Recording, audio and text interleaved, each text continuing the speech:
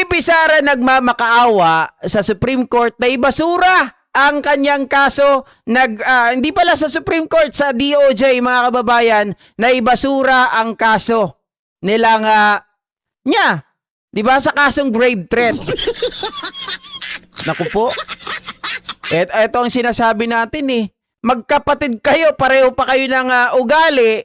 Di ba? Mahilig magbanta, mahilig mga kababayan, mahilig manakot. Ito ngayon, kumakaharap kayo sa kaso. Ang matindi pa dito sa pahayag ni VP Sara Duterte, mga kababayan, bukod sa inihiling niya na motion to quash, no? Yung kanyang grave threat charge against President Bongbong Marcos, kay First Lady at kay former Speaker Martin, mga kababayan, meron pa tong mga pinagsasabi na parang wala talaga sa lugar. Pero basahin muna natin to. Sabi rito, Vice President Sara Duterte has filed a motion to quash the information before a Quezon City Court in connection with the grave threat charged against her.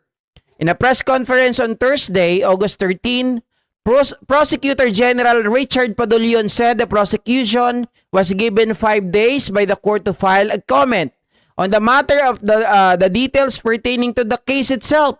It will all depend on how the court will resolve the motion. Lawyer Paul Lawrence Lim, counsel for Duterte, confirmed the filing of the motion to quash before the Quezon City Court. Bakit kanina iba yung nakita ko? Quezon City Court naman pala. Sabi kanina, Supreme Court. However, he declined to give further details on the motion, citing the sub judice rule. A motion to quash is filed by an accused before he or she enters a plea. Supreme Court's decision described the said motion as cure for defective indictment. The complaint against Sara Duterte was filed by prosecutors on August 11. Mga kababayan, ang bilis August 11, pinail ng DOJ, tapos nagmo-motion to quash na kagad kayo. 'Di ba? Pero itong si VP Sara Duterte, kapansin-pansin na hindi po siya umattend. Pinabayaan na naman niya yung abogado niya, si Attorney Lim, no? Pero pumunta siya doon sa pagdinig ng kaso ng kanyang kapatid, doon sa hearing ni Pulong Duterte. Natatandaan niyo, mga kababayan, yung yung meron doon sa isang bar, 'di ba? Si Mr. Iotman. Tapos hindi ata sila nagkasundo sa babae, yung bugaw. Tapos mga kababayan, ang ginawa niya, 'di ba? Ginanon niya ng ng patalim, napabaliktad. Yun, kinasuhan siya, tinuluyan. Hindi nagpatakot. Umattend doon si VP Sara Duterte. Pero, mga kababayan, dito, pinapakita lang, kasi matibay naman yung ebidensya, di ba? Bakit mo pa ipapamotion to quash? Bakit mo pinapadismiss, pinapabasura yung kaso? Dahil hindi nyo na kayang tapatan? Hindi nyo na kayang labanan pagdating sa korte, kaya sasabihin nyo, motion to quash. I-dismiss na yan.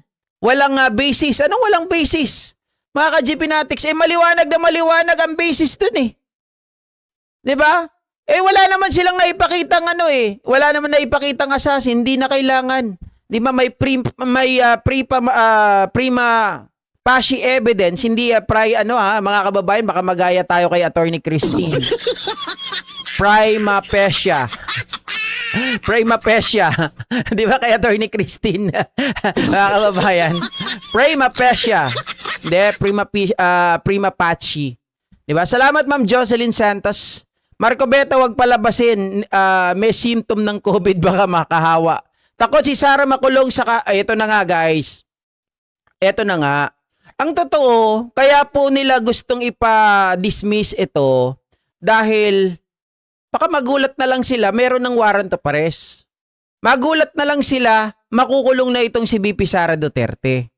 'Di ba? Ayaw niya po 'yan mangyari.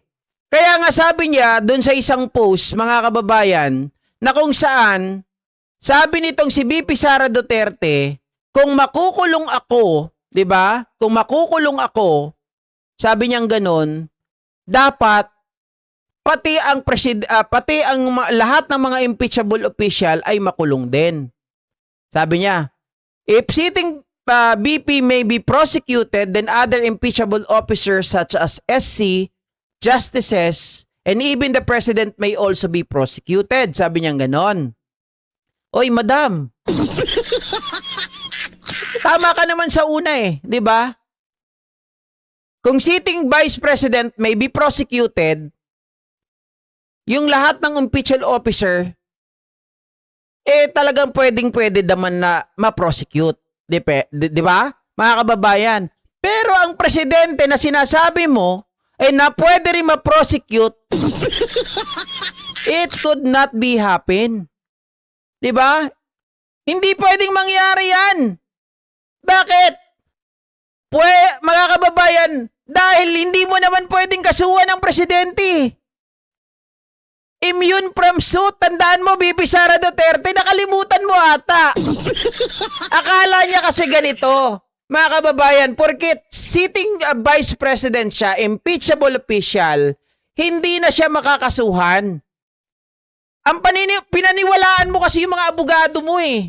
Di ba yung mga abogado mong, hindi ko alam kung anong tawag sila. Mga abogado naman, pero jupal. Mga kababayan, noon, pinaniwalaan mo rin si Martires. Sabi kasi ni Martires, kapag ikaw ay sitting vice president, impeachable official ka, walang mangyayari sa mga kaso mo. Mali. Mga kababayan, mali yun. Depende yan kung sino yung humahawak ng kaso, kung takot sila or hindi. Pero hindi porket ikaw ay impeachable official, kailangan muna ma-impeach ka, mga kababayan, bago gumapang or gumalaw yung mga kaso mo. Hindi. Kahit ikaw ay impeachable official, ang pinag-uusapan lang sa impeachable official, mga kababayan, ikaw ay matatanggal via impeachment. Di ba? Via impeachment or ikaw ay mamatay. Pero pagdating sa mga kaso, hindi ka po immune from suit. Tandaan mo yan. Hindi porket impeachable official ka, immune ka na rin from suit. Kasi dito sa sinabi niya, ulitin ko sabi niya, if sitting vice president may be prosecuted, then other impeachable officers such as SC, justices, and even the president may also be prosecuted. Mga kababayan, yung mga ibang impeachable official can be prosecuted. Can be prosecuted. 'Di ba? Pero hindi po kasama doon ang presidente. Ang presidente is immune from suit. From day 1 hanggang matapos po ang kanyang termino. Sara, akala ko ba 80? Akala ko ba 80 ang grade nito? 80 pala. 'Di ba? PMA Seresa Force, BP, Supreme Court Chief Justices, Senate President, mga kababayan. Yan yung mga yan yung mga impeachable official, can be prosecuted. Pero ang presidente is immune from suit. That is why, mga kababayan, the only way para maalis mo ang presidente, 'di ba? Para gusto mo makasuhan 'yan, patapusin mo muna siya. Or tanggalin mo siya sa pwesto via impeachment or sabihin natin mga kababayan ay via coup, 'di ba? Tapos pagkatapos noon ay pwede mo na siyang kasuhan kung meron kang mga ikakaso. Pero mga kababayan, habang siya po ay sitting or incumbent president, you cannot touch him. Sara, akala ko ba binabrag ng mga abogado mo na 80 ang nakuha mo sa exam? Hindi pala 80 ka. 'Di ba? Abogadang pulpul. Sabi ni Maria Cristina Manrique. Correct, Jamir Lalatag, immune ang Pangulo, 'di ba? Hindi siya pwedeng kasuhan. Sara, hindi ko alam kung saan ang galing yung sinasabi mo na 'yan. No? Wala sa batas, mga kababayan. Kung siguro si Attorney Ligutan to, baka mamaya kinorek ka na kaagad. Hindi, pero nagtataka ako sa kanya kasi abogada siya 'di ba? Dapat alam niya to. Pero bakit ganito ang salita niya? Dapat daw ang presidente ay may also be prosecuted.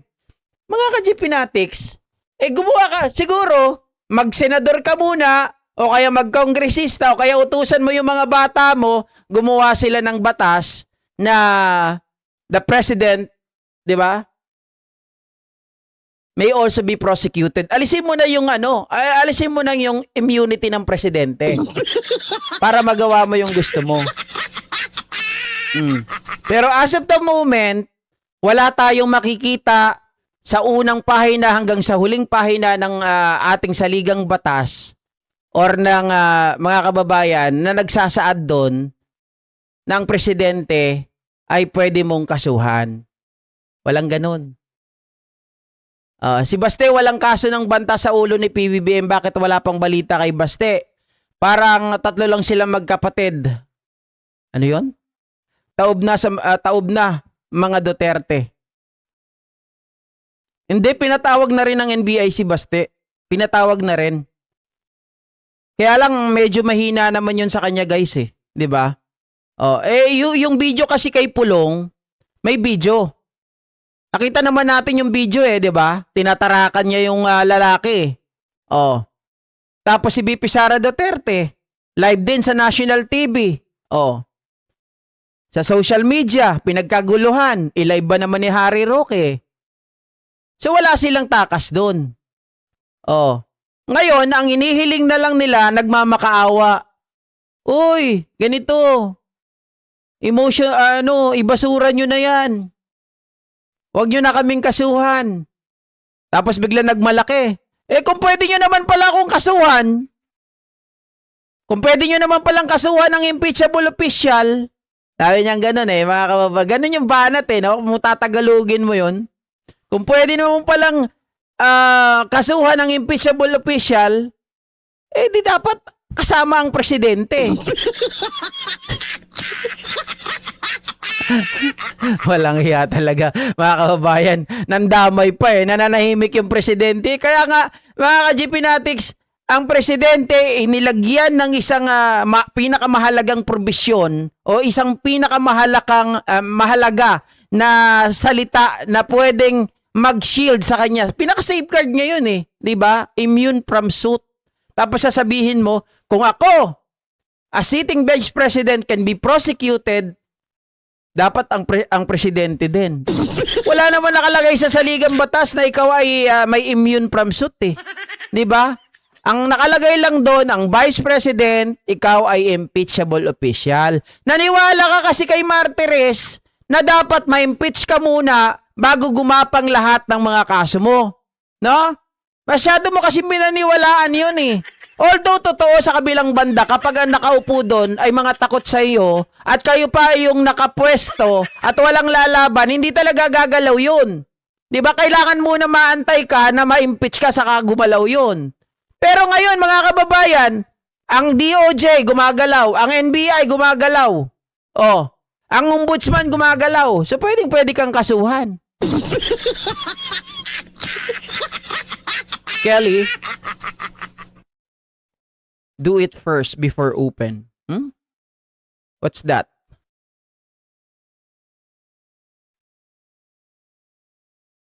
Alright? Ayun. Wala nang paliwanagan dyan, mga kababayan. Ramdam na nila ang pagiging weak leader ni Pangulo. Parehas lang pala yun. Okay. So ayan mga kababayan, hanggang dito na lamang po ang ating live streaming. Maraming salamat sa inyong lahat. At guys, sino nakakilala kay Sir Louie Escobar? Okay? So isang kasamahan po natin dito na lagi nandito dati, mga kababayan, ay na maalam na condolence po sa family. Condolence po sa bereaved family kay Sir Louie Escobar. Rest in peace, sir. No more pain. Yep, pwede po, Derek Perido. Pwede pong kasuhan ng BP, SP, Chief Justice, Ombudsman, Speaker. Diba? Kahit sila po ay impeachable official. Ma'am Flaviana Avila Cabsat, Myla Gohe, Teresa Raza, Derek Perido, Ali Estre, right? Ilocano Forever, Kino Geraldine. Nagulat ako dun sa pagkawala ni Sir Sir Luis Escobar. Talino pa naman yan, guys. Dati diyan lagi ako nagtatanong, kaya lang nung mga huli, parang hindi ko na siya nakikita nag-online. Hindi ko na siya nakikita dito. And then suddenly, bigla ko na lang nabalitaan galing kay Cheryl na pinost ng kanyang anak na namayapa na nga, na maalam na itong si Sir Luis Escobar.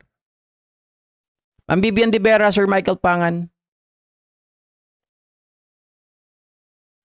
Bye guys! See you!